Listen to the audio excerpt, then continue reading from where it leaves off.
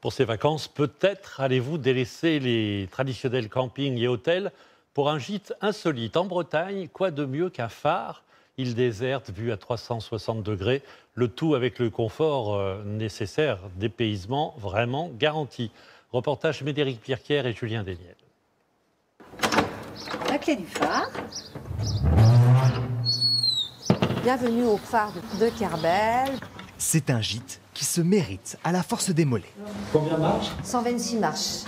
Ce couple de retraités suit Lisiane, la gouvernante du phare. Je ne cours pas dans les escaliers. On peut faire un arrêt si vous voulez. Oui ? C'est formidable. Ça se mérite parce qu'il faut mettre de l'énergie pour arriver jusqu'en haut. Et moi je le fais tous les jours. Oui. Et tout en haut, Marie-Claude n'est pas au bout de ses surprises. Donc je vous explique. Pour faire descendre le plancher et le remettre à niveau. Devant elle et son mari, Ici. un plancher amovible, digne d'un film de James Bond. Donc vous gardez le doigt dessus jusqu'à ce que le plancher soit descendu totalement. Et là, vous avez votre espace total.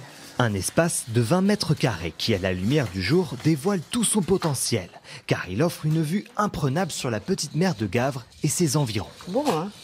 Super. Ici, vous avez l'île de Groix que vous avez tout à fait au fond, là-bas.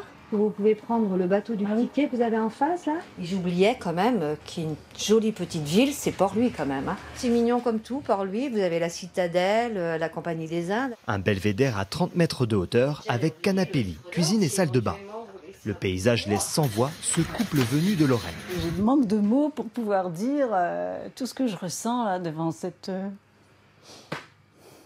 paysage fantastique. C'est pas vraiment la vie des gardiens de phare, mais enfin, on participe aux émotions qu'ils ont dû avoir, eux aussi, en fréquentant ce paysage extraordinaire. Pendant 75 ans, le phare de Kerbel a servi d'alignement pour guider les bateaux vers le port de Lorient. Désaffecté en 1989, il a été vendu aux enchères par les Phares et Balises en 2003 à un entrepreneur en bâtiment. Ce Breton s'est lancé dans des travaux titanesques pendant 2 ans pour transformer l'édifice en gîte. Là, c'est l'ancienne coupole du phare, c'est ce qui abritait la lanterne en fait avant, qui était en haut du phare et qui a été descendu et mis en sauna. Un pari gagnant. Le gîte en haut de la tour de granit est complet toute l'année. Lisiane gère l'intendance du phare, mais aussi les demandes insolites des locataires. Il y a les demandes en mariage, il y en a qui veulent avoir des pétales tout le long des marches, enfin bref, voilà. Ça fait des pétales. 700 € la nuit. Oui. La famille de Marie-Claude et Patrice se sont cotisés pour leur offrir ce séjour hors norme. Un cadeau pour leurs 50 ans de mariage qui prend une autre dimension au crépuscule. Une nuit dans la tempête, impressionnant, dans un nid douillet, lever de soleil au calme. Ça donne l'impression de veiller quand on est comme ça, quand on surplombe une ville, qu'on observe les lumières, les mouvements. On est comme dans un cocon un peu protecteur comme ça. C'est tout petit en plus, c'est douillet, c'est confortable. Laissons ce couple sur leur petit nuage pour partir à la rencontre de Laura et Philippe en baie de Morlaix. Eux prennent la mer pour rejoindre leur hébergement insolite. C'est une mini-aventure, une mini-croisière. Oui, on le voit, il apparaît. On voit la maison, on voit le phare, on voit le caillou qui va nous accueillir pour la nuit. Poser les pieds sur l'Îlouette est un moment très attendu par le couple de Bretons. Depuis 2021, ils tentent tous les ans de réserver une nuit dans cette maison phare. Le gîte communal propose seulement 120 séjours d'avril à octobre. Les réservations, c'est une fois par an. Et ça marchait donc en 2023 pour les séjours 2024. Après, l'Office du tourisme nous a dit que généralement ça part au bout de 4 minutes. Donc toutes les nuitées qui sont ouvertes, c'est au bout de 4 minutes, tout est pris.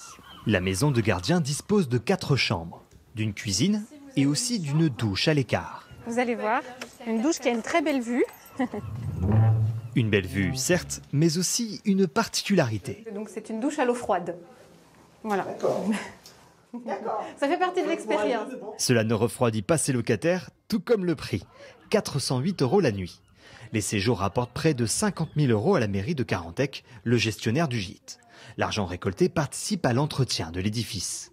Le fait de faire occuper le gîte permet aussi de le garder, de le conserver. On demande évidemment à chaque locataire de préserver ce lieu. On est en plus dans une zone Natura 2000 baie de Morlaix, donc on doit préserver la faune et la flore qui entourent la maison également.